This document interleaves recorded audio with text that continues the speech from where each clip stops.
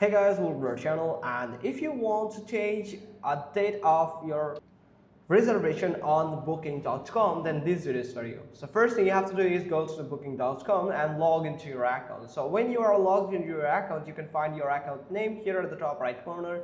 Then you have to simply click on it, and from here you can find bookings and trips. Simply click on it, where you can find all of your bookings that you have made through the booking.com. From here you have to choose one, click one of them booking that you want to change the date for. So here you can find the status of that booking, that if it's confirmed or not, and from here you can click on that name here, the booking, or you can click on this pencil icon here to edit it. Now from here you can find this section where you can find each and every details about this booking, and at the right side you can find that change dates link. You have to simply click on it, and from here you can find a calendar and you will be able to change your date from here.